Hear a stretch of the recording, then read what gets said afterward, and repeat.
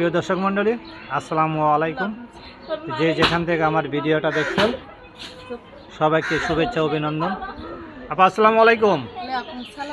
আপা কেমন আছেন? ভালো আছি। আপনার নাম? আমার নাম রুমি। রুমি, আপনি কি করেন? বাসায় পার্লারে কাজ করি। পার্লারে কাজ করেন।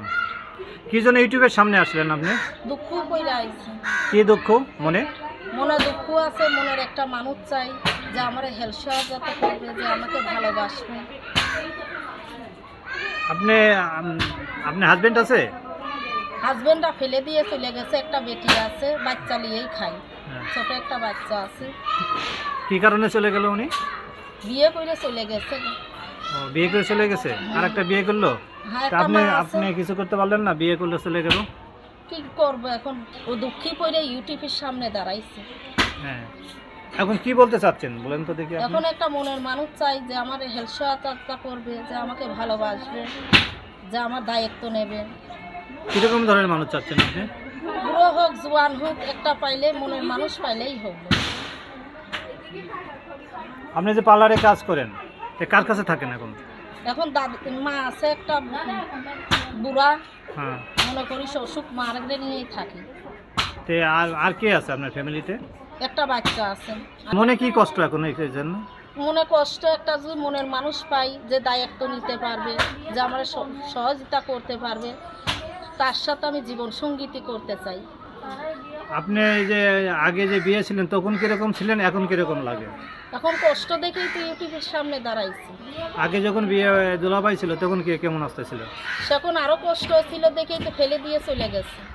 আপনি আগে জানতেন না যে উনি কাজ করে না, এই সেই নেশা করে? জানলে কি আর ওর কাছে বিয়ে বসতাম? তো ভালোই দেখে বসতাম, জানি না দেখেই তো। বিয়েটা কে দিয়েছিলেন? দিছিল, মাই দিছিল। ফ্যামিলি বিয়ে দিয়েছিলেন? হ্যাঁ। তো এখন যে আপনি ধরেন যে আপনি তো একটা বিবাহিত, এর কার বউ মারা গেছে অথবা ছেলে সন্তান আছে, তারা হলে চলবে? হ্যাঁ, বুড়ো হোক ছোড়ো হোক জোয়ান হোক, একটা মনের মানুষ পাইলেই হোক। না, আপনি তো পাবেন, তার তো ছেলে মেয়ে থাকে। এরকম ধরনের কোনো ছেলে যদি বিয়ে করতে চায়, আপনি কি বিয়ে করবেন? হ্যাঁ।